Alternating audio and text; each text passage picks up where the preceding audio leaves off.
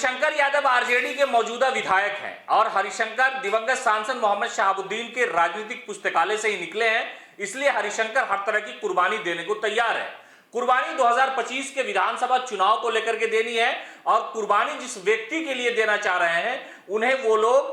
Prince of Siwan कहते हैं, यानी उसामा शहाब दिवंगत सांसद मोहम्मद शहाबुद्दीन के पुत्र और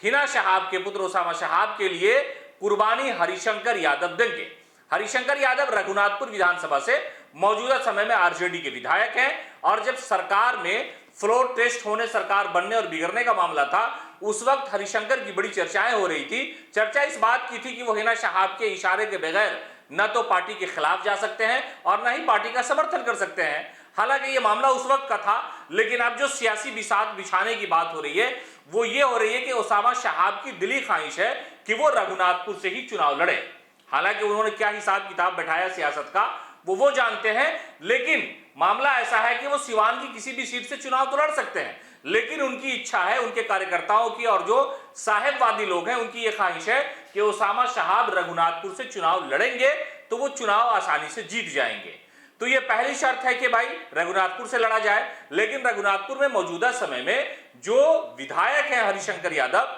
वो कुर्बानी देने के लिए भी तैयार हैं। जब दिवंगत सांसद का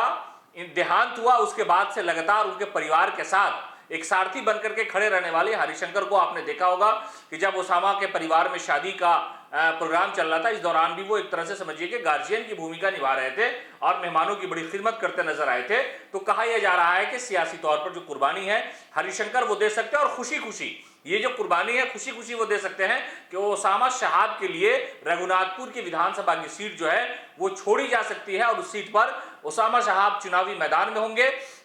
और ऐसा इसलिए क्योंकि उनकी भी इच्छा है और उनके कार्यकर्ताओं की भी इच्छा है। कहा यह जा रहा है कि सियासी तौर पर मजबूत करने के लिए उसामा शहाब के लिए रघुनाथपुर की जनता और खास तौर से आरजेडी के जो मौजूदा विधायक हैं हरिशंकर वो भी अपने आप को इस बात के लिए तैयार कर चुके हैं। वो भी अपने उम्र का हवाला देकर के ये दे सकते हैं कुर्बानी और ये दलील दे सकते हैं कि हम उसामा शहाब के लिए इस सीट को छोड़ रहे हैं, इसलिए कि शहाबुद्दीन का सियासी तौर पर बड़ा एहसान हमारे ऊपर रहा है, इसलिए इस एहसान को चुकाने का समय आ गया है। और ये अच्छा समय है कि 2025 में युवाओं के लिए अगर सियासत में बड़ी हिस्सेदारी मिलने वाली है हमारी पार्टी की तरफ से, तो रघुनाथपुर से जो है ये सीट उसामा शहाब के हिस्से में जा सकती है और हरिशंकर जो है वो साहेब परिवार के लिए किसी भी तरह की कुर्बानी देने से पीछे नहीं हटेंगे। तो ऐसे हालात में उसामा शहाब रघुनाथपुर से और हरिशंकर यादव की जो सीट है उसी से आरजेडी के टिकट पर चुनाव लड़ेंगे। पनोरमा ग्रुप, जो सोचता है वो करता है।